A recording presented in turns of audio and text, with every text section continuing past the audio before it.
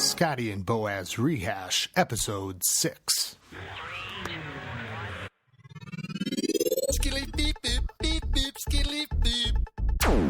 And we are back with the Clash of Clans for the fans in the stands. This is Boaz, and I'm here with my good friend, Scotty827. Hey, Scotty. Scotty. How's it hanging? It is good. We are back. We just recorded the last episode, and we have a lot to talk about still. So we're just going to keep rolling. So actually, maybe this time I should start with this email from Barcher King, which he sent a very, very, very long time ago, but it's been a long time since I recorded.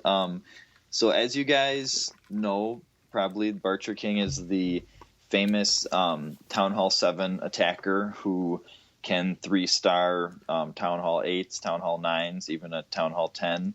And so he has kind of a philosophy that I definitely tend to agree with, that Town Hall 7 seems to kind of be the sweet spot for clan wars.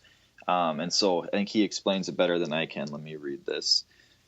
You've been talking a lot about war matchups as well as the benefit of having experienced players in your clan with lower level accounts. I think Town Hall 7 might be the sweet spot for an account that can bring down your matchups while still contributing in the war. Your war army can be 10 level 2 dragons plus 1 level 4 from the clan castle, or for myself, I like to do balloons, but that's not part of the email. 10 level 2 dragons plus 1 level 4 from the clan castle, your Barb King, and 3 level 4 heal spells. No Town Hall 7 base can avoid being 3-starred by that army if it's used reasonably well. You can also 3-star mid-level Town Hall 8s depending on the setup and air defense level. What are your thoughts and how far should you upgrade the defenses? 1 level 1 cannon, maxed out. Thanks, Barcher King. So that is a good point, the whole thing about how far should you upgrade the defenses, because to keep it low. If this is your second account and you just want it to be a war, you want a war specialist. Yeah, war account. Specialist. Mm-hmm. Oh, yeah, that's then interesting. You would. I didn't, that's because I didn't really realize that that's how he was kind of playing. Yeah, well, no, I think his defenses are regular. I think he's probably close to being maxed, although I'd have to look at his base. But I think I was talking to him. I think he said he's thinking about staying at Town Hall 7, even though I think he's probably pretty close to ready to go to 8, but I'm not sure. But yeah, that's a good point, because if you're a Town Hall 7 in a war with higher level town halls, you're always going to get 3-starred no matter what. Even if you're completely maxed out Town Hall 7 with super centralized air defenses and mortars and like a perfect setup, you'll always be 3-starred by someone. Even if you're 2-starred at the very end, someone higher will come in and 3-star you. So really, your defenses are almost irrelevant. And so what he's saying is, given that, if you just have 1 level 1 cannon and, just don't worry at all about defenses besides that, then you're going to really factor in really, really low into the algorithm, the matchmaking algorithm. Yeah. So I think he's right. I think that's probably the absolute best contributor in terms of, war accounts, because he'll 3-star guys, 10, 20, 30 spaces above him, and he'll always be 3-star because he's a Town Hall 7, but any Town Hall 7 is going to get 3-starred. So I think that's a really interesting way to look at it. And Hulk from Reddit Troopers also had a theory about that, about why you'd want to focus, his was actually why you might want to rush in order to specialize in war. So just rush, only get the really good defenses, not worry about the archer towers, cannons, etc. Just get like the key defenses at each town hall level and go for the best troops.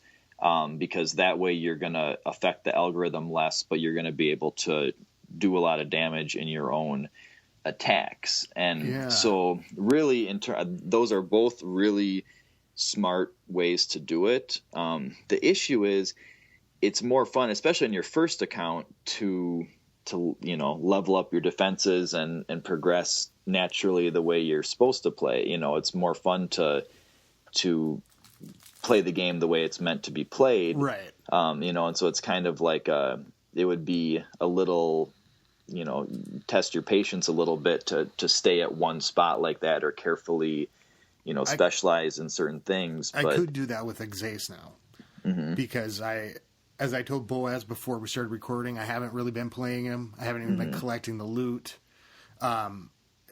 Just because, with everything with the podcast and stuff, it gets to be a lot, with the second account. And I started avoiding him. And so avoided playing him. And so I haven't logged into him for a while, even though he's kind of holding the place in Kent. But we should open that spot up for somebody who is there and wanting to do the wars and things like that. But, I thought he could be my errand boy, kind of do my, and want to go talk to another clan or do something. And then I could just do some fun with the base, too, if I wanted. And just, have a war base if I was in a clan with wars and just specialize. Like you were. Or spell out something funny with the walls or something like that. Yeah, do something like really cool. But so I think that's a really good point, and that's why, the top war clans I guess the top ranked war clans like Reddit Troopers and Team YOLO have Town Hall 7s and 8s in them, is because they're really, even though they're not going to be able to hang stars on really high level bases, they are really a positive, factor in terms of the matchmaking and scoring above their own level and things like that. So, oh yeah, I mean, Barcher King in the clan it's awesome. Yeah. He's a co-leader too. Oh, he is now? Yeah. Oh, nice. Cool. Yes. So I forgot to mention him last episode, but he's a co-leader, and it's just awesome watching his attacks, and brings a lot of knowledge, and it's like, if you're in a low-level dragon attack or an attack down there, it's like, that's who you watch. Like, watch that replay. Everybody's got real great specialties, that work. And it's cool to watch those replays and kind of and see and the damn live replays. I mean, it's so addicting, those live replays. And a shout out to Barcher King on Twitter. His Twitter is at JHouseNGA. So if you want to follow Barcher King on Twitter, that's how you would do that.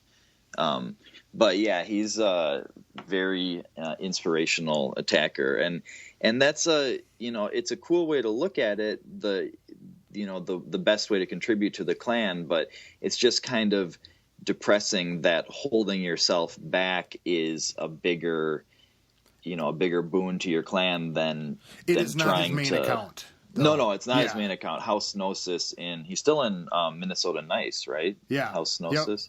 Yep. Yeah, but I mean, it's still kind of like, but yeah. So because of that, that's awesome. But I mean, he's had level 2 dragons and level 4 heal spells for God knows how long, and so there's nowhere to go. There's no progression to make there. It's just still the same spells and same troops, that he's had before. But then think about how much less work it would be too. I mean, for your second, you could just be like, I go in, I do my wars, just go in and chat, not have to worry about busy builders.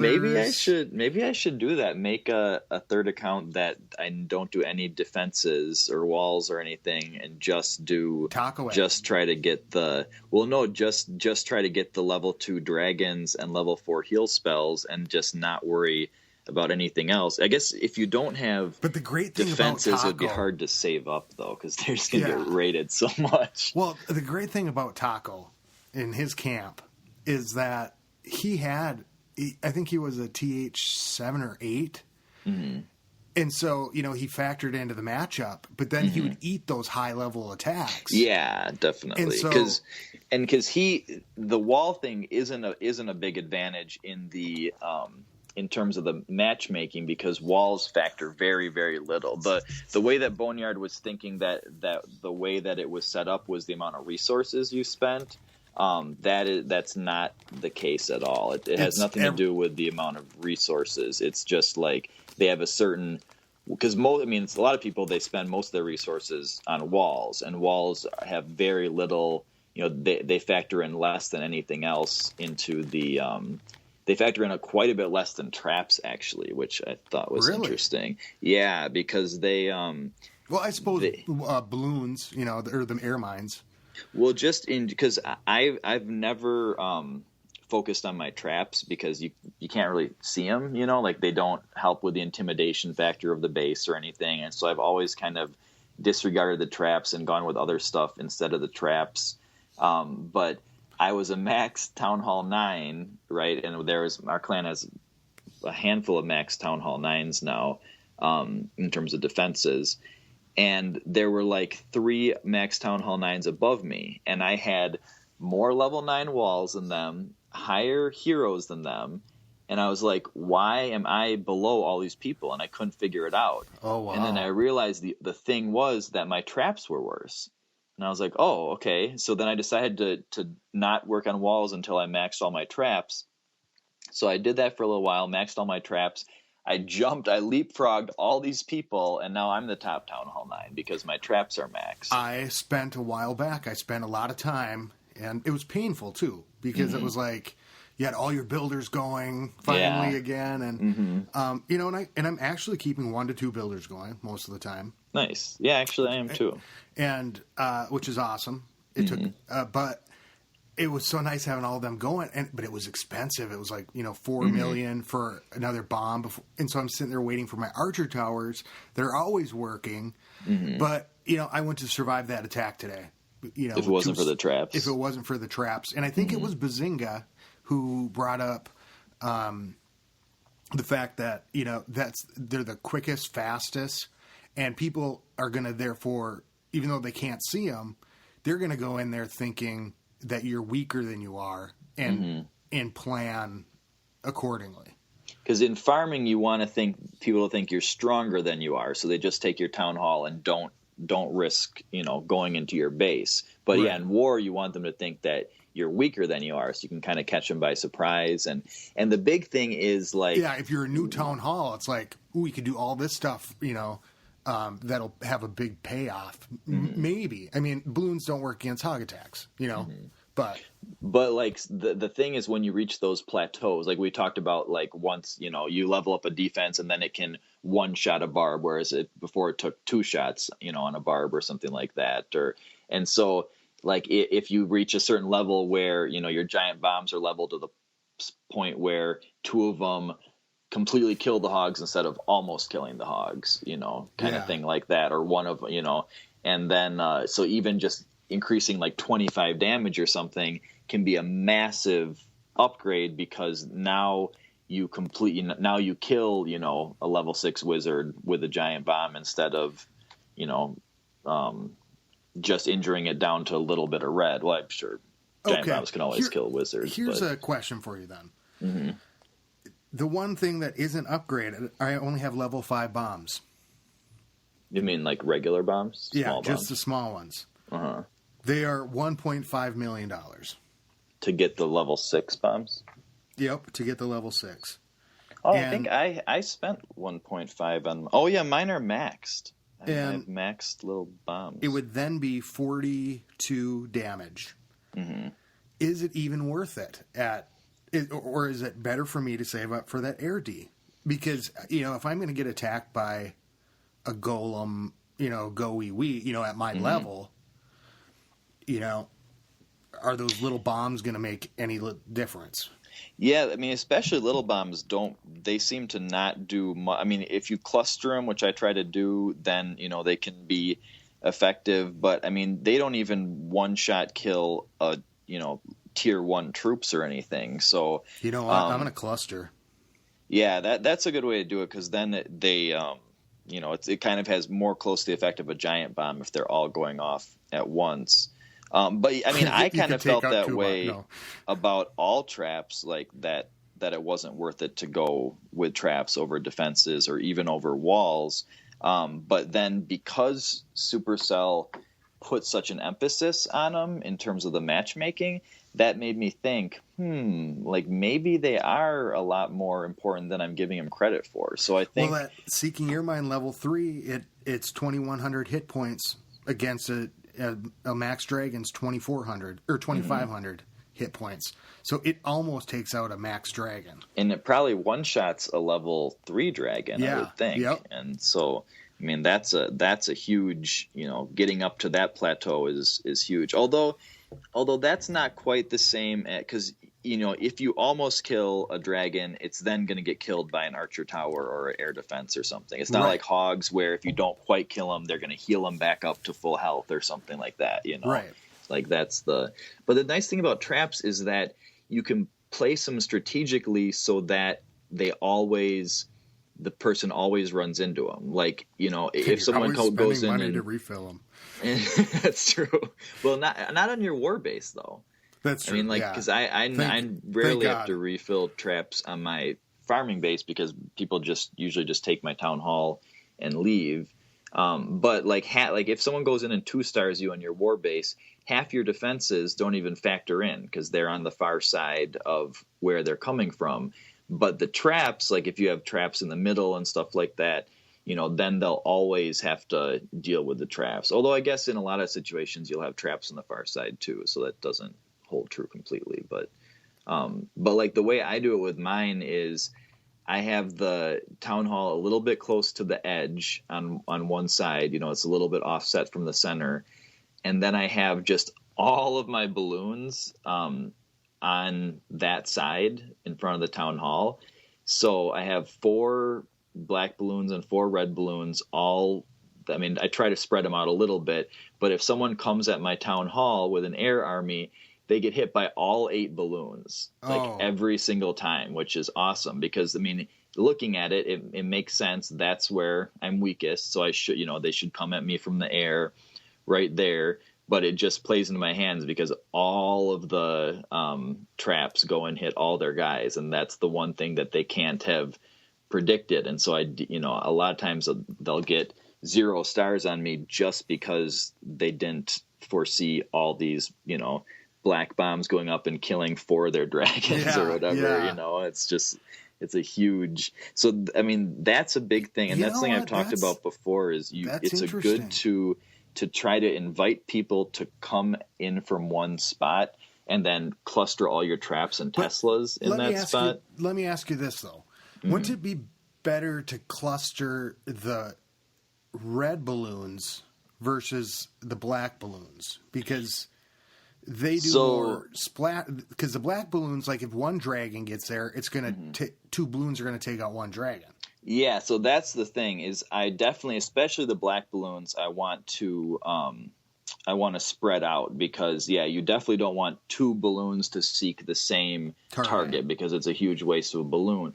But also the red balloons, you don't want to cluster those either because I believe, if I remember correctly, the damage doesn't stack. So if 2 red balloons hit a group of minions or a group of balloons or something, and they go off at the same time, I'm pretty sure they deal the same amount of damage as if only one of them went off. At least that's what I was told back in the day, that not to cluster balloons because the damage doesn't stack. So if that's correct, which I've always, that's just how I've always thought about it. I do have to give you a shout out from your Twitter. You're at True Son Boaz.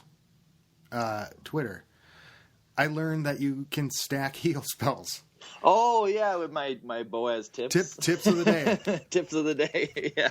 Yeah, it was awesome. Well, and I have to give a shout out to Hulk from Reddit Troopers, who's freaking awesome. He's the one that I learned about the stacking heal spells. Oh, yeah, and I didn't know that. Yeah, I didn't either. I was like, what? Because that, rage spells don't stack, and that's a big thing. Don't use rage spells on top of each other because it's just a complete waste.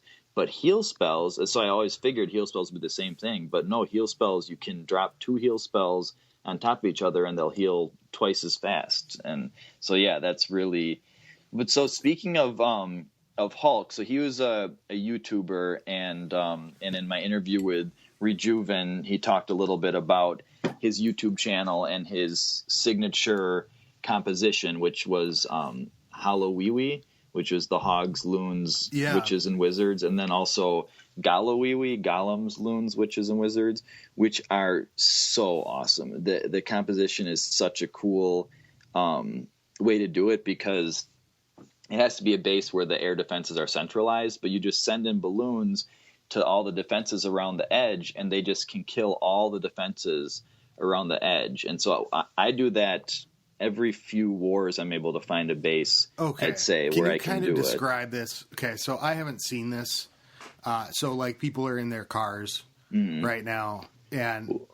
Like, how many balloons, how many golems, what do you... Well, I would definitely recommend, if you're going to do this, to watch... you only really have to watch, like, one of his videos to get the idea of his Holowiwi videos. So, to go on YouTube and check it out, it would just take, a couple minutes to do it. But the way you do it... Don't attempt this stunt at home without the support of your doctor or trained professional.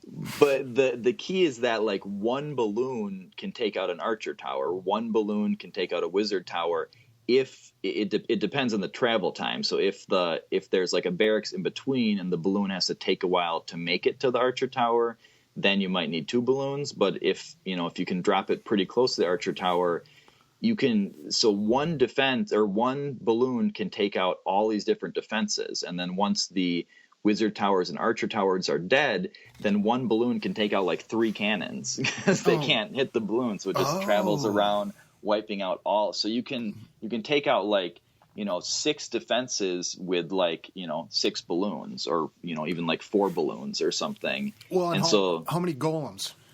So I do 2 golems. So I like the way I've been doing it. I end up with about 10 balloons usually, but it depends on the amount of defenses and where they're put. But the last couple of times I did it, where I got 3 stars, I used about 10 balloons and then 2 golems, and then I think like maybe 1 P.E.K.K.A. instead of 2 P.E.K.K.A.s, because I need to figure out where to cut down on my regular wipe army in order to. What level are your P.E.K.K.A.s at? 3. I mean, that's just max. They've been 3 probably since like Town Hall 8 or something, because there's not. I'm not sure when they get to 3. Maybe Town Hall 9. My P.E.K.K.A.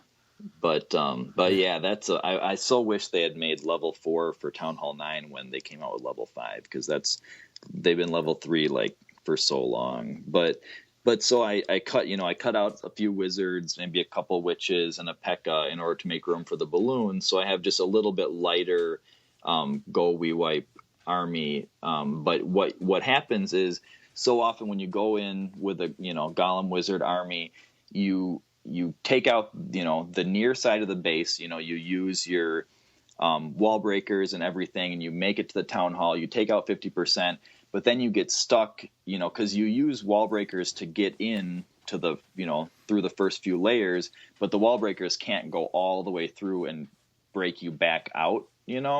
And so a lot of times you'll get in, you'll get the 50% and the town hall, but then you'll get stuck in the middle, and then the defenses on the far side, they just shoot you, and then you don't get 100%.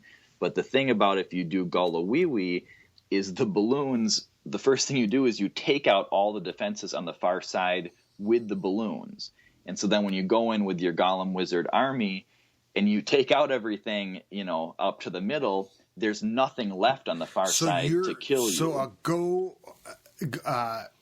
Holowiwi. What is it? That's what it is. A Holowiwi. Yeah.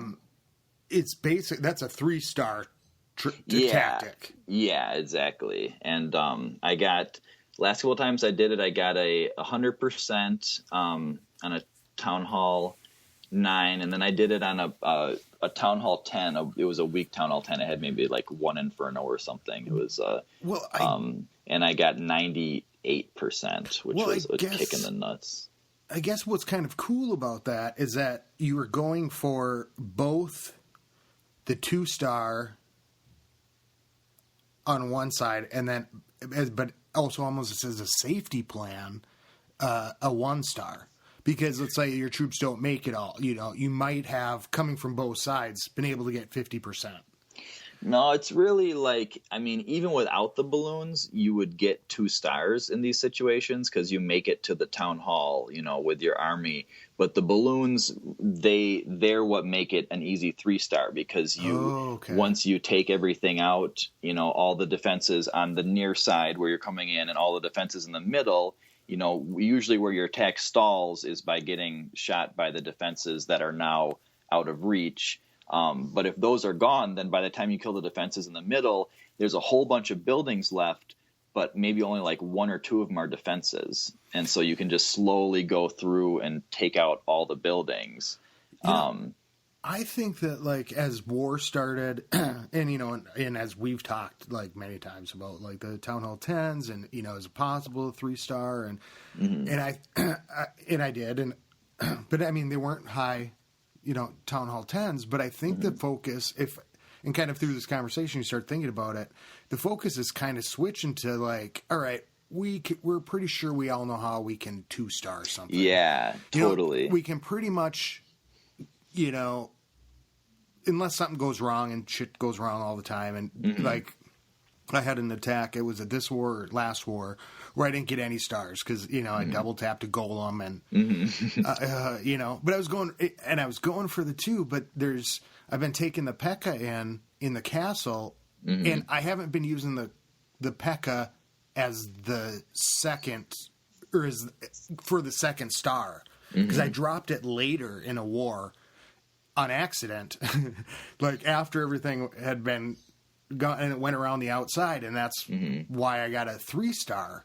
Yeah. And I was like, okay, I think I'm pretty good with, the golems now and the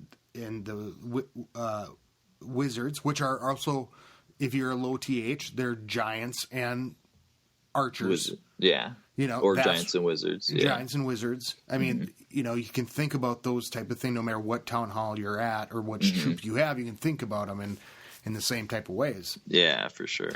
But now it's about, okay, yeah, or if you're just doing dragons, how do you get all 3 of the stars? It's like, it seems like people are changing, and I think conversations are changing a little bit to where it's like, okay, we can do a specialized army and it's specialized for 2, but how do you adapt it and how do you get the 3-star no matter what level you're at?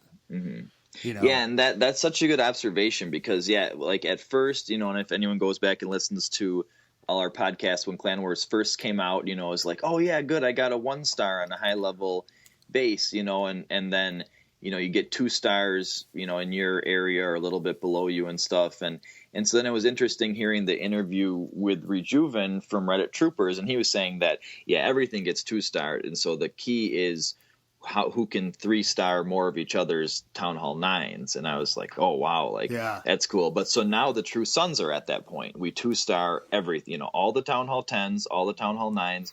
And then it's how many Town Hall 9s we can 3-star.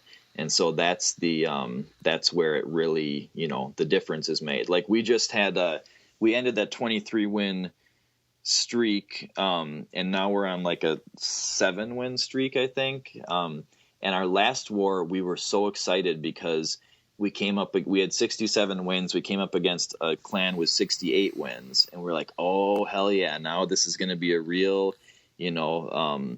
a good challenge. And so at the beginning, they were like tied with us with less attacks. Like, through the first couple hours, it was neck and neck. They were actually in the lead because they had used less attacks and stuff. And then we just ended up pulling ahead. We pulled pretty far ahead because we were 3-starring so many of their Town Hall 9s and they just weren't, they were 2-starring our Town Hall 9s. And they ended up, railing a little bit. We won 88-80, but it really wasn't that close. That's like some of those clans that we ran into where they have all those war, like, we're running into the 50s. Mm-hmm. Yeah, we're at 18, but we've only been around 2 months. And so it's like it's almost deceiving sometimes because you don't know when they started. First of all, yeah, definitely. And so like you go up a clan with 7 wins, and you're like, okay, well, you can kind of at that point you kind of go, well, they're new. Mm-hmm. They probably haven't had a lot of practice, but then you find out they're just like kicking ass. Yeah, and then you go up against the 50, and it's kind of like what happened to you. Mm-hmm. The 51 where they're used to like going down and 2-starring the 9s, mm-hmm. and then and that's it, and that's how you win the war, mm-hmm. and that's how it was at the very beginning. It was okay. You got to clean up as much as you can from up, from the bottom up. Mm-hmm. Not really push it, and so these people I think have just been matched with people who kind of do that. Mm-hmm. And when you run up against a clan that is not used to playing that way, there you've got a variety of town halls, but then you've got like a lot of great players, mm-hmm. and you're like, no, we can attack. And I mean, this clan we just faced, they could attack. It was that close, but they 2-starred the top guy. They 2-starred Matt. Mm-hmm. I mean, they were good. They were good at their attacks, but and that's what was interesting about this clan is that they were really good attackers. They had really good bases, like all custom bases that we hadn't seen before and stuff.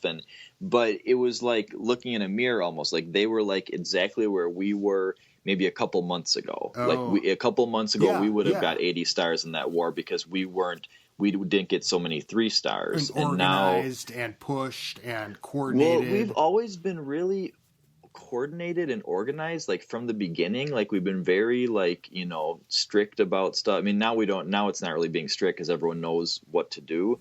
Like really the only thing that's improved is everyone's personal skill. And like now, like my buddy Trix, he just 3-star, like he came in and he was like maybe 22 or something on our side, and he 3-starred number 19, which was just like, I mean, and it was like a max, Town Hall 9, just like, him and me and stuff. But like, that's such a big step to be able to go in and 3-star people above you.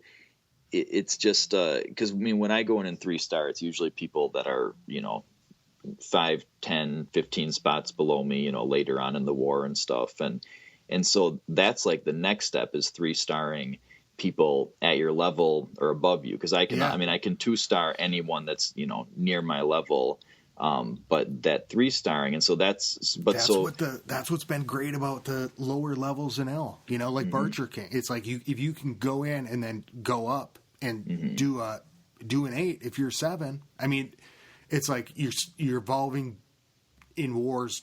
If you're mm-hmm. probably in a good clan and been there, that's probably the next evolution is, okay, now we're working together, we're specializing, and mm-hmm. we can hit those 3s and push ourselves to do it, Mm-hmm. Yeah, so, and if you're at 7, 3-starring 8s and stuff, you're just playing with house money, like you're not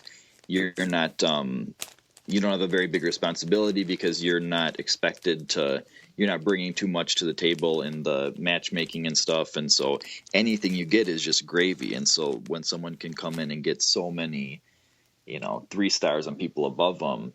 But so, yeah, that's what's interesting is we've just been steadily improving as a war clan. And that's when that 23 win streak hit is when we started getting a lot of 3-stars. And we just, because it used to be a lot of, like, we were good with, hogs. Like, I was really good with hogs. And then when I grudgingly had to switch over to go wipe armies, then I was like, oh man, so it was a learning curve there, and so everyone kind of needed to relearn that stuff, and a lot of people got really frustrated and were doing really, really badly.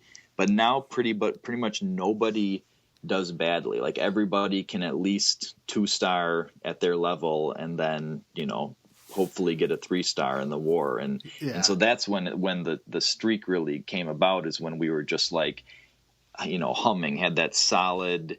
And the thing is also, we've had a lot of really strong recruits, because a lot of times we'll have people join and they're not very good, and we end up having to kick them out and stuff. But like, our leaders have not been as active lately, which I feel bad about, but we have a lot of newer elders who are really, carrying the clan, which is just awesome of them, to do that. And that's what's keeping us moving right now. The leaders are all coming. We had a blowout the other day, like the last war or 2 wars ago, but we used 79 of 80 attacks in a blowout. Like, I was just so proud, because someone brought up, oh, we should do sniping, but we just don't do sniping, because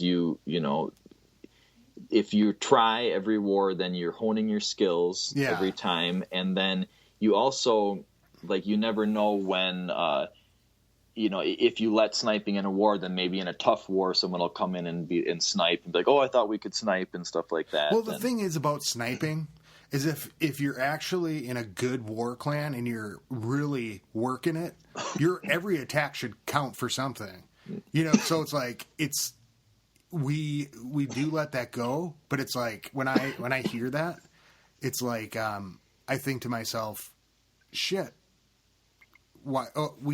Was it because they came late that they want to snipe, or is it because we didn't plan right, so that way, this guy could have, maybe made an attack count?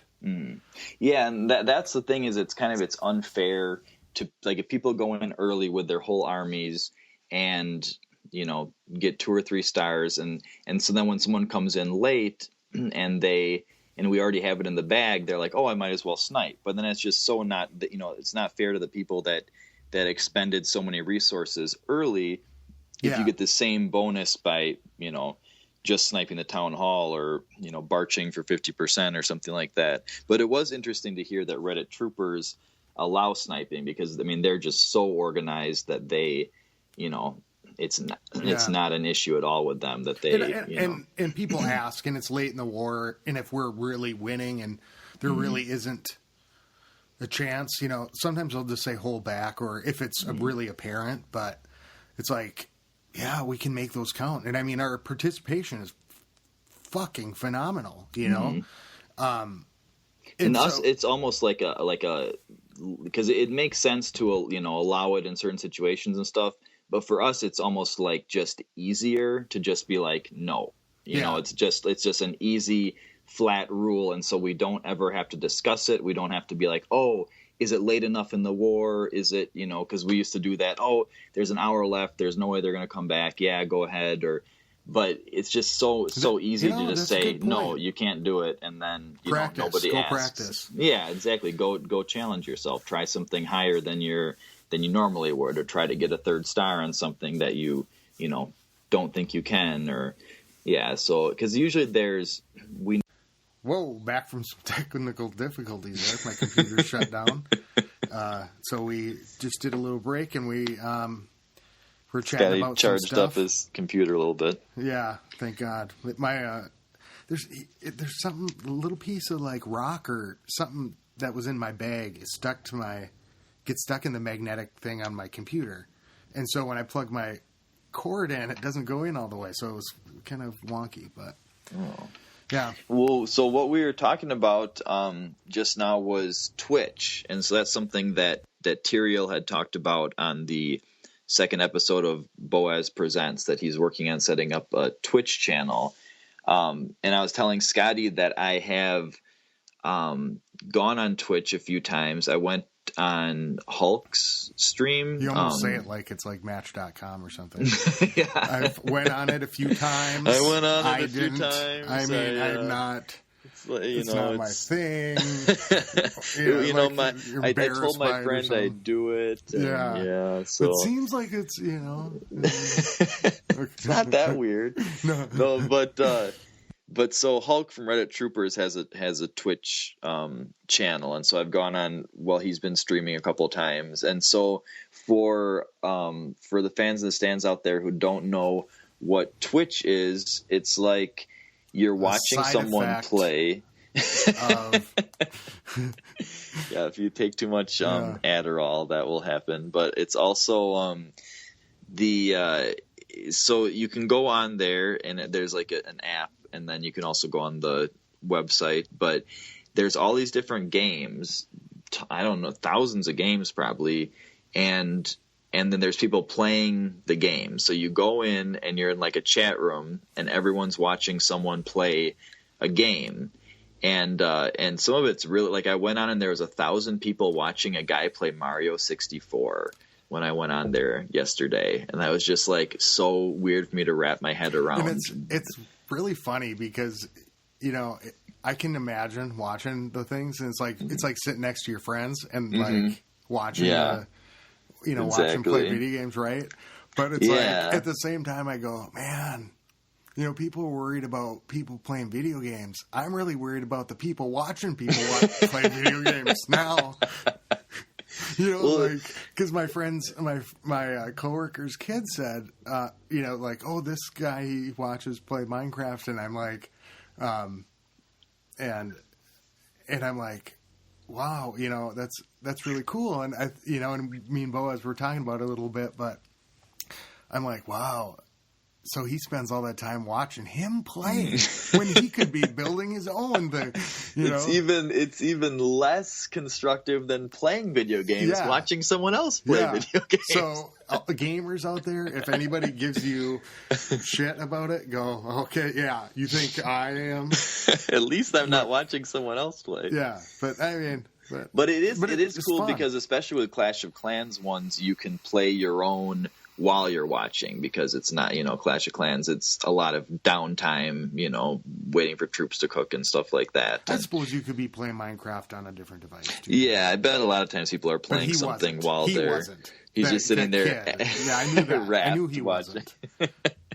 He had to watch it on what he would play. So when Tyria was talking about it, like, I was thinking, like, that's kind of silly, because why, you know, record for all this time, or, you know, or be playing for all this time and then have it disappear, you know, have it not be immortalized like it is on YouTube.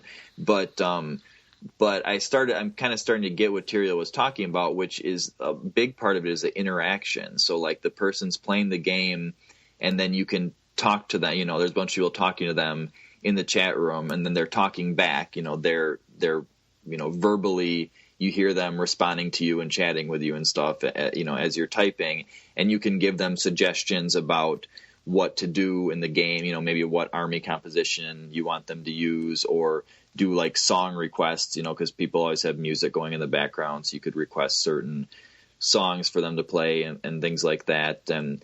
And so it is a totally, it's a totally different experience than watching a YouTube video, because that's just like a completely solitary thing. Like, you go on, you watch a video that someone recorded, you know, last week, last year, you know, whatever, and you're the only one watching it.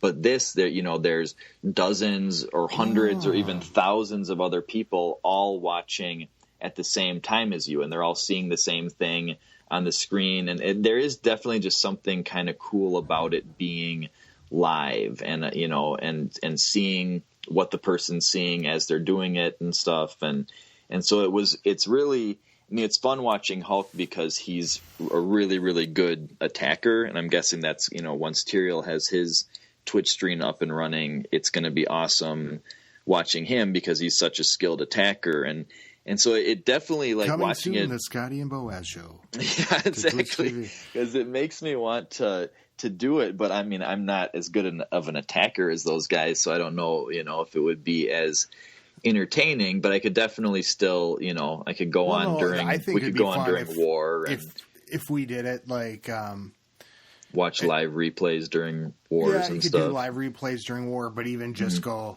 well, here's our last war, or just here's what I did today. Look how I screwed up, you know. Like, yeah, and show replays, and we both, because that's what we were talking about, is that in all these other Twitch streams, it's just one person talking. But if we do it, one of us could be, you know, streaming, but we could both be commenting at the same time, you know, and so that would be a cool, you know, kind of different thing. Got that covered. We had a Look forward like to a live broadcast once of the war of a war that we were like narrating it for an hour or so, and people really liked it. But the thing was, there was like 6 or 7 people watching it, or listening to it. It was not. Yeah, I put up a link, and it was awesome because I think there's a few people that actually just turned it on their devices, and they were listening. It was fun, but we were like, it would be cool though if it was staggered and we could do, the once a week, everybody tunes in. All the fans in the stands tune in, and or like we do it at one time where we know everybody's going to be attacking in an order, so that way we could go from one attack to it. But it's like everything's going on at the same time, but that was a lot of fun. So I think it was super fun. The only issue was that the only people who could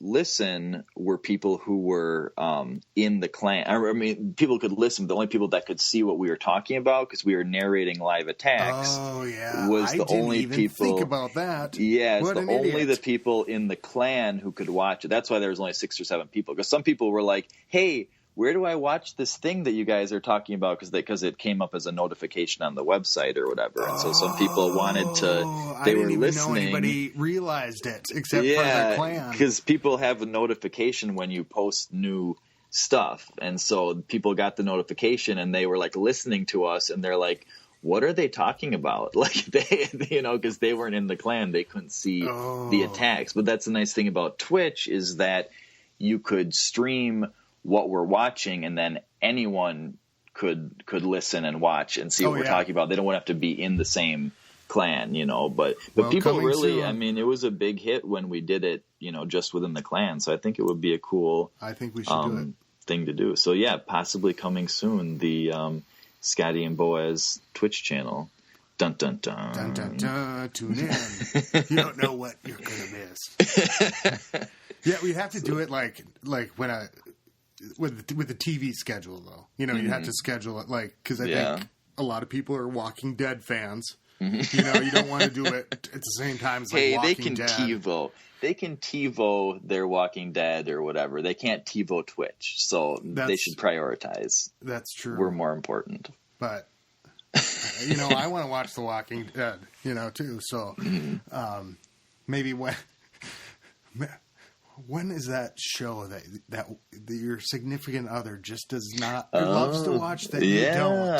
Exactly. I've got to go watch this. When is Grey's Anatomy on or whatever people, ladies like to watch? Now, I guess we do have a lot of female listeners though, so no offense to female listeners. No, you guys are. So we'll have to figure out a show that they can. That's in the middle that nobody likes. Yeah, that's true. But yeah, I think it would be a lot of fun. So yeah, we'll keep you guys updated on that. So what else is I don't remember where we got cut off in mid conversation. Oh, we were talking about sniping, and I was just saying that. Oh yeah, it's not like the no sniping rule is definitely not something that I feel strongly about. And one of my things where I'm like, everyone should do that. It's just a personal preference. You shouldn't have to if everybody's doing what they're supposed to do. Yeah, I mean, you just know when someone's a d-bag and they're they're intentionally waiting every war and sniping just for loot or whatever. Or sniping for loot early in the war, you can tell generally when someone is being shady. So yeah, or if you're just killing them, it's like, okay, we've really won this. There's obviously except you got to be careful with that because we have had times where people play possum and then roar back with like 70 stars in the last like 2 hours of the war and stuff, and so that's definitely a possibility. Yeah. So it's you'd never want to get too complacent. Yeah. I mean, not like right away, but I mean like later in the war. But yeah. And I think we do a really good job at the fact that the participation's so high that we know we can pretty much count on people coming in to get their second attack. So you can comfortably leave a star, and go, well, that person should be back on, because it's almost 100%, participation. So that makes a difference too, I guess. But and speaking of the Kryptonian family, There is another clan. Jungle Insider is in a different clan, but this clan has voted to remain anonymous. So there might be a fourth clan that we refer to, but it's the clan that shall not be named. So you can't, as of yet, no, you can't find it. But if Scotty, if X-Ace disappears from Kent Farmhouse, or you're wondering where Jungle Insider has been holed up, they're in this other top secret clan. The cabin. Yeah. Oh man, those were the days. The clan, when I was just by myself in that one clan. Oh, that's ridiculous. I remember that conversation. Yeah, that's stupid. Just talking about how fun it was just to go by myself in my clan. And no, I love.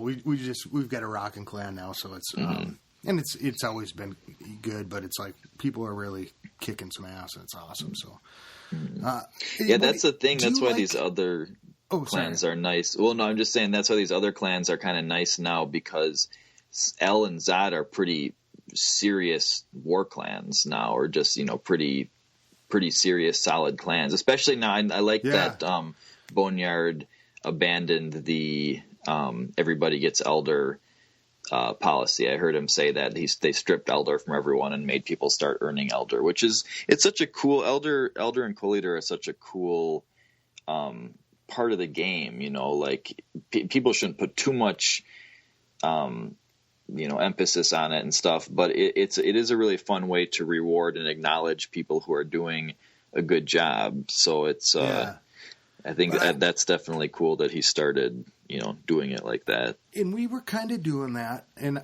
I'll say this: not everybody is elder, but with such high participation and people like really pretty much doing well, it seems like the elder like giving them elder after a war or two wars.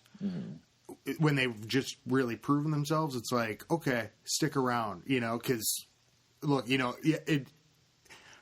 don't want to think that it cheapens it, but but then then you get stripped down to member if you don't, and then out. But it's like, I would say, most of the people that are there that are elders, I mean, even like the low level people are going in and just really hitting it hard, and people shouldn't be offended by not getting elder too. Like that's another thing is if everyone is an elder, which I mean that I see both. I mean, it's like you want it to be something like special, but I'm like, but the people that are elders, I really kind of think most of them should be elders. Maybe there isn't a couple. Maybe there's a couple that shouldn't, but not that I could think about off the top of my head. Not that you want to shout out on the podcast. Yeah. And I did forget to mention T-Skits, I think, is a co-leader. I know I talked about him in the last podcast, but, I was trying to think of the co-leaders. I did shout him out for the Pecker. Golem. The Golem. So, yeah, in the Pekka. But, yeah, it's awesome having these people in the clan and watching these live replays and learning all this stuff, because it's like, well, you learn just as much about what to do and what not to do, and I love it. It's ruining my entire life. I can't even leave the house anymore during game day. No, damn you, Supercell. Yeah, I wish I had time to watch replays as much as I used to, because it's super fun to sit down at the beginning of a war. But yeah, that would be something that would be cool. Like if we're doing Twitch, is that we could live stream like you could bring X-Ace over to the True Sons and live stream the beginning of the first hour of a True Sons war. That would be too fun for me to watch a clan that I've never seen somebody attack with. That would be cool. And you could broadcast all. I mean, everyone in the clan would think that was really cool that that their attacks are being broadcast and stuff. And so, yeah, that's another thing is actually you could be doing it too. But yeah, I'm not sure if my computers are strong enough or powerful enough. So we'll have to look into that a little bit. So because it might have to be you that does it, and so we'll do a little more research on it. Cool. That'd be really fun, yeah, to go just, and you could even guest. We could go guest commentate at different clans. Oh yeah, and different people like could come on and narrate, or if it was a Google Hangout, someone could pop on, narrate their attack while they're doing it, and then pop off. You could do a lot of different interesting stuff with that. That'd be cool. So, well, let us know what you think about it. Anyways, so we don't hear from anybody. Hey, boring. Yeah. Well, good. We didn't waste time doing that. We do have a demographic that is different than like the YouTube demographic, though. Where our listeners are generally people that listen to the podcast while they're doing other stuff, while they're at work or while they're commuting, things like that. So they aren't always people that have time to sit down at the computer and stuff. But if we do it, if it's like once a week or something, then it would be people could have an appointment. That's why I do think viewing. It would be kind of cool to do it as a YouTube or as like a Google Hangout, because it goes directly to YouTube. Because then you could just do an audio version, and if things are constantly happening, we could be kind of narrating it, What do you think about, I was going to ask you this, what do you think about the troop combination thing at the bottom of the screen during attacks now? You mean during the live replays?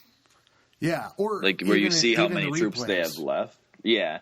Well, I like it. The thing I don't like is it kind of gets in the way during the replay. I mean, it's like sometimes I want to, I'm watching a replay and I'm trying to see something at the bottom of the screen, and it kind of blocks your view a little bit.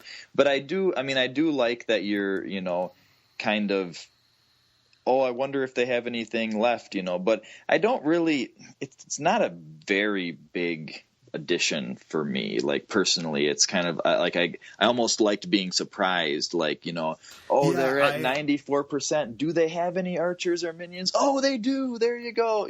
So I'm not I can kind of take it or leave it.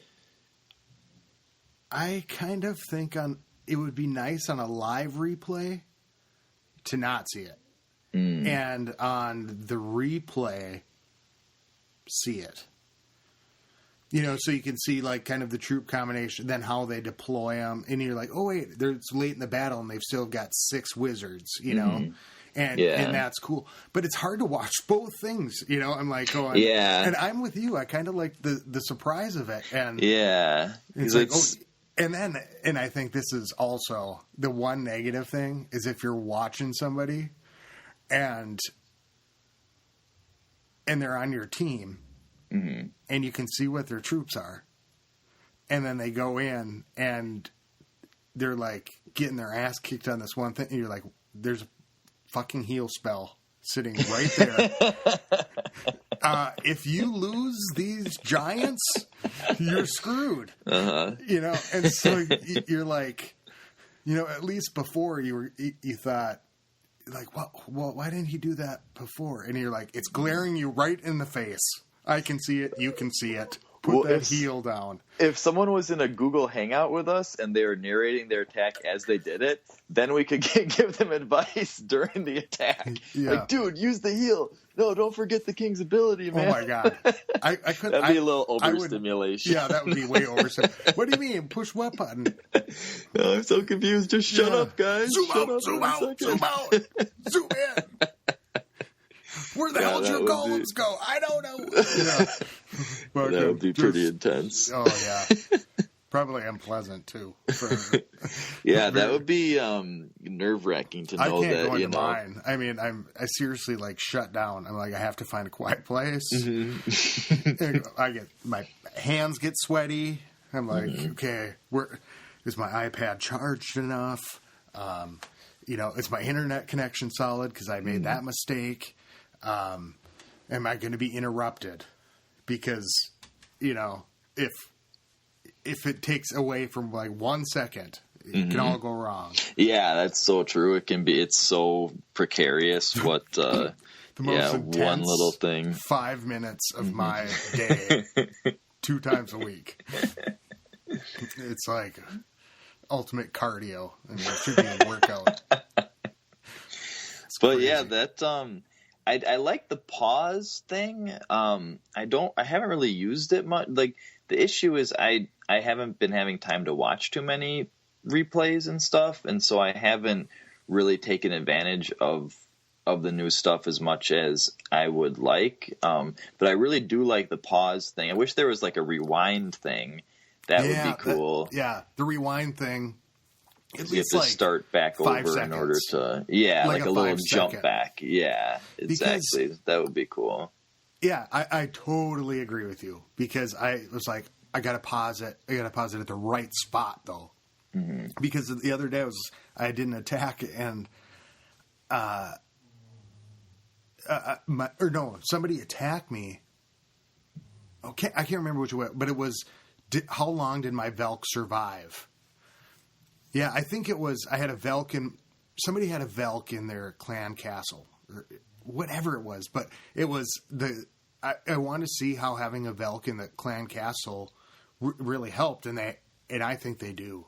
In the war castle, you have a Velk. The defensive war castle. Yeah, yeah. I think it's cool because they have higher hit points, so like the lightning spell can't get them and stuff, but they still do splash damage. Yeah, so they get out there and they're going to take out splash damage archers, and if you've got a witch and a Velk, yeah, you've just created a huge divide. That if the Velk gets out there, you got to take out a lot of troops just to take her out, and then and then maybe the witch will be coming, next or whatever, and but she's got all the time in the world to send that stuff out and stay far away. Yeah, there's the whole defensive clan castle thing is interesting to me, because I'm a proponent of sticking archers in there at the beginning to make it harder to lure, so it's less predictable, because if it's just wizards and a witch or something, they kind of come out in one clump, and they're kind of easy to lightning spell them, or they're easy to lure because they pop out so quickly. So I like having some tier 1 troops in there to make it hard, to take longer, but then they're so much less useful than having something with splash damage. Like, it's so much more useful to have a wizard than to have 4 archers or whatever. So it's a really tricky kind of balance to decide that. But my one thing that I definitely think is that everyone should try to mix it up. Like, in ours, we really try to vary the requests, because some people, like, we just fought this one clan and everyone just had level 5 wizards in their clan castle, and like maybe some archers, but it was just like no witches, no dragons, no anything, all level 5 wizards, and it was just so predictable and so easy, because you just knew that was coming, by the end of it. But so with us, it's like, we're mixing it up in L2, because it's nice to, we don't like having, like, it's a lot of resources to expend to give like witches to everybody and stuff. But if there's, a bunch of witches, a bunch of dragons, and then, a lot of archers and wizards, and then some people have Velks and stuff mixed in, and some people have balloons, which I really like someone will have like, archers and wizards and then a balloon, and it just like, it throws people off, and it does splash damage, I think. So, that's super, like, I would, on offense, it's something really, really cool. One balloon can take out an entire clan castle of like wizards and archers and stuff, because so the way it works is you put a balloon in or whatever to lure out their clan castle, right? And then maybe a couple minions in the corner to draw them all out. So they're sitting there in a clump. Then you send in one balloon, and you make sure that the clan castle troops are between the balloon and the nearest defense. And so that way the balloon goes towards the defense and it goes over the clan castle troops. So they shoot it down. They shoot on themselves. So you place it in such a way so, like, if there's a bunch of them, you do it real close because they'll shoot it down fast. If there's just a few, you do it farther away because it'll take them longer to kill it. But so you do it, they destroy it. It falls on them, dealing splash damage and wiping them all out. because it does a significant amount of damage that can just kill, level 5. I think it just can kill level 5 wizards just like that, and then maybe a couple balloons can kill anything, level 6 wizards and definitely any archers and barbs and stuff. Let me see what I put in. I've got a mix. I've sped this up. Okay, so somebody attacked me today. Mm-hmm. So I'm watching the replay on 2 because I like to watch it. They send in the Hound Dog and some some balloons, but a bunch of balloons. But I'm trying to think what came out of my clan castle. A couple minions. Yeah, people have been doing minions too. I've been putting in. It's like one witch, one Velk, a bunch of wizards. Or no, it's what at that point it's 20. Or no, wait, 12, 8, 2 wizards, and then like 3 minions. Mm-hmm.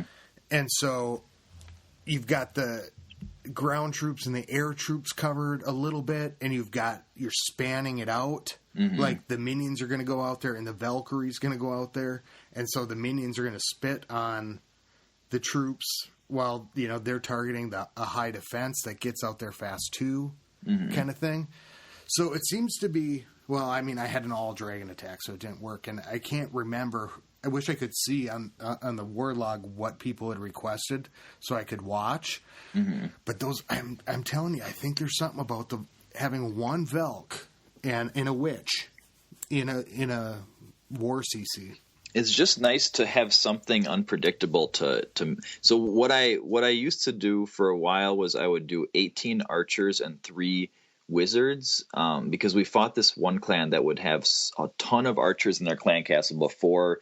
Then they'd have, a witch and a wizard or, a few wizards, but it would be so hard to lure, and it would just take forever for everything to come out of the clan castle. And it just really threw us off. And so I decided that I liked the idea of having a bunch of archers in there. So I did 18 archers and 3 wizards. And so the wizards are what, if they don't kill the wizards, then they deal so much damage. They can be so effective, but by only having 3 of them, and if you don't have the archers, you could have so many more wizards, and so it's such a trade-off between the luring and the damage that the wizards do. But so what I've been doing now is 1 dragon, 10 archers, and so it still takes a while for it to pop out, but then they can't, a lot of people bring a lightning spell, or they're definitely ready for witches and wizards and archers, and so a dragon can really throw them off, and especially since it does splash damage, it can take out a bunch of wizards or a bunch of archers or whatever just with one breath. But you know what? Maybe there would be a great wall breaker combo. I was thinking. I have.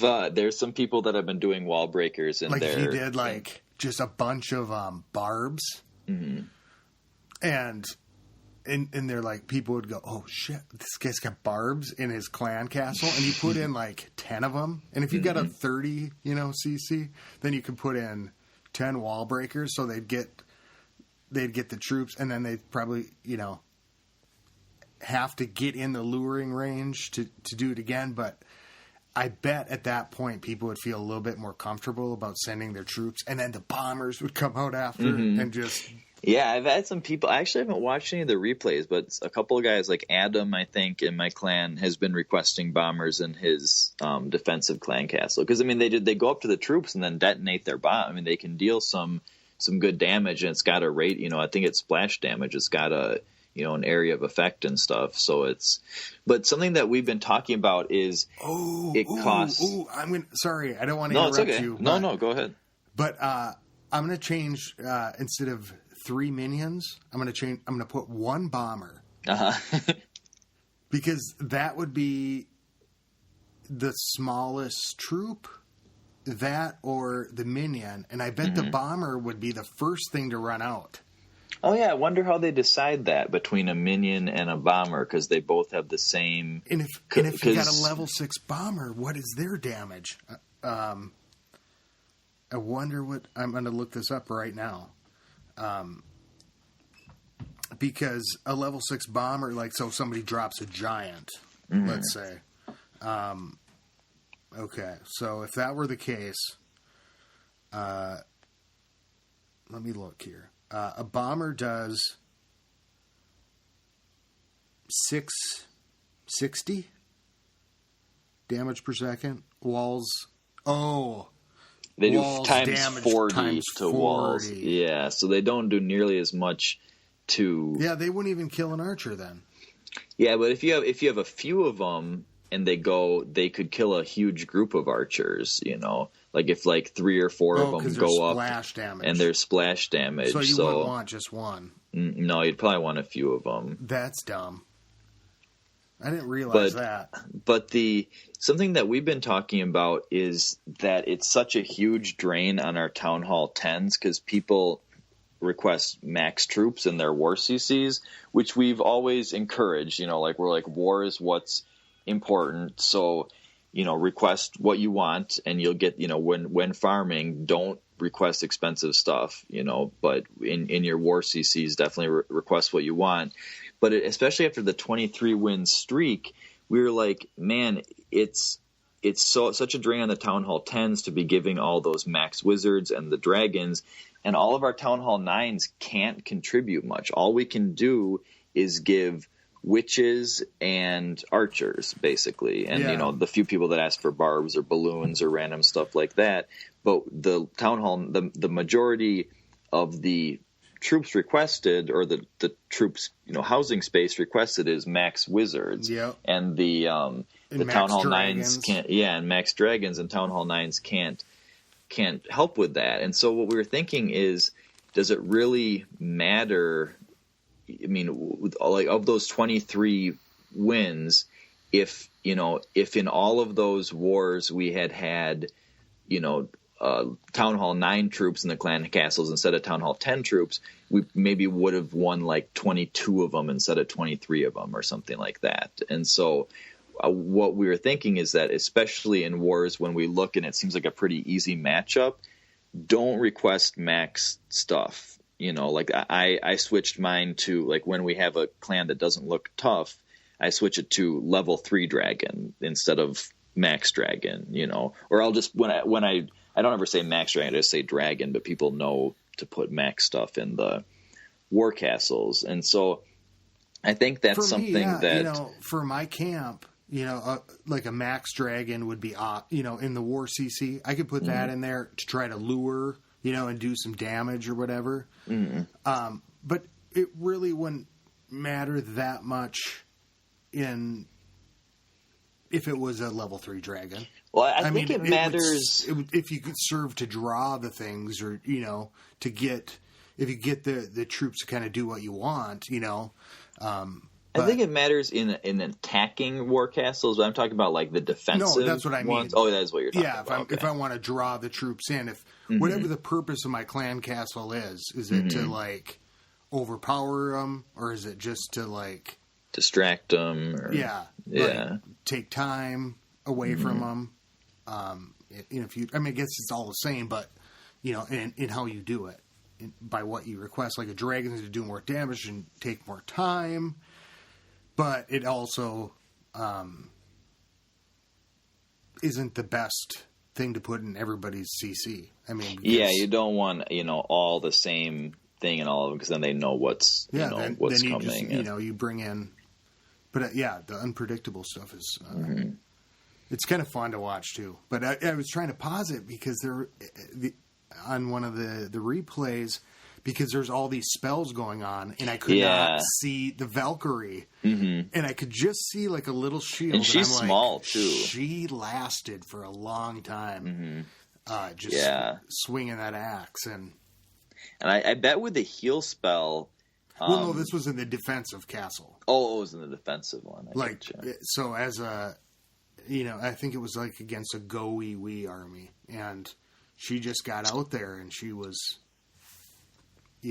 doing major stuff, and the golems don't do anything to her. So and most other stuff like wizards and archers are one-hit kills by a lot of things, but Valkyries, if they take a few hits, that's a huge difference. And if they're there first, and you've got a couple wizards. Yeah, if they're tanking for wizards, then Yeah, I think that's the key, though, is to really mix it up and keep people on their toes, and having an unpredictable clan castle, even if it's not as effective as like a more standard kind of clan castle, it kind of throws them off and makes them think, and any like split second of them getting out of their comfort zone because people are following their prescribed steps. I'm going to go in there, I'm going to do this, and then I'm going to do this, and I'm going to do this. And so if they go in and they're like, oh, whoa, weird. Is that a bomber? And yeah, just kind of lava hound.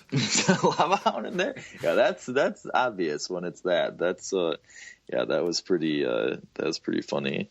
But most things like the conventional clan castles are like that usually because that's the most effective thing. And so it's like a base. It's like a common base versus a unique base. Like a lot of the common bases are common because they're really good, but a unique base, even if it's maybe not as strong overall, like the unpredictability of it is what makes it so much better than a base that people have already attacked a bunch of times. Yeah, and I think we better wrap up. We're about hour 20 on this. Oh one. Yeah, but I think you bring up a really good point, kind of to end on, and it's look at your camp and what you're most likely to get attacked with, and if you are getting 3-starred or 2-starred, who's attacking you, and really like challenge yourself to like kind of put the right troops in there that work for what you're going to get attacked with.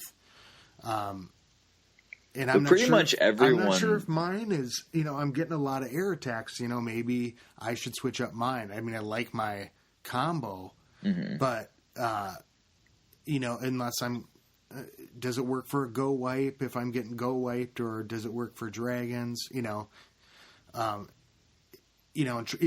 vary it up that way. Like, what am I getting attacked with? How can I protect against both? But the interesting thing is now, in our wars, at least in the True Sons, the vast majority are go-wee-wee or go-wipe attacks. And so it used to be, that's something else I was thinking about, it used to be we would always call the base that we wanted, like pick a base and then make an army to, fit that base and stuff. But now it's like everyone just uses almost the same composition, and so it's not as important to call the bases, as it used to be. But yeah, there was a while where I was getting kind of sick of that. I was like, this is so repetitive that it's just the same composition over and over and over. But now I'm so used to it. I mean, I'm just kind of, I like it. I can't picture it any other way besides everyone using the same composition. I think with our Town Hall 10s especially, and maybe the Town Hall 9s, but just because I'm a Town Hall 10 in the wars, I go in and it's like usually straight across or, within, and I think people kind of in our Town Hall level just they build their army that they're kind of practicing with or whatever, because we're not stuck to a number necessarily, and we've kind of let that float a little bit. Yeah, and then you look for the one that's the best, or if I had time right then to make an army, I would try to do my straight across, or I'd build an army thinking of my straight across, and somebody took it, and then I'd look for what's left with that same kind of strategy, and so we've been kind of free with that, but. Well, we should wrap it up here. I want to do one shout out to, as always, I want to shout out to Trix, my boy. But I wanted to shout out to Luxury Yacht Lux from the True Sons. We have different competitions. Like the most common thing is donation contests, like Boneyard was talking about in Zod. We've had those a bunch of times. We've been trying to kind of branch out.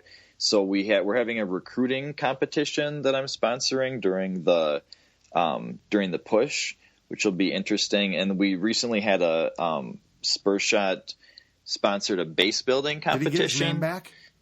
He switched his name. His name is Schism now, or I don't know if it's pronounced Schism or Sky ZM, but it's SKYZM. I think that is worse. Yeah, I know, right? I don't see the problem with spur shot. Spur shot. Didn't rhyme with jism, at least. Yeah. Jesus. But yeah, it was so weird. See, I was like, who's this guy? And I was like, wait, why is he an elder? And I was like, oh, finally figured it out. So yeah, it was such a random thing. But yeah, they made him change it. I keep telling him to make an alternate account named Spur Shot. Yeah. That would be awesome. If it's so offensive, just make another one. But he sponsored a base building competition.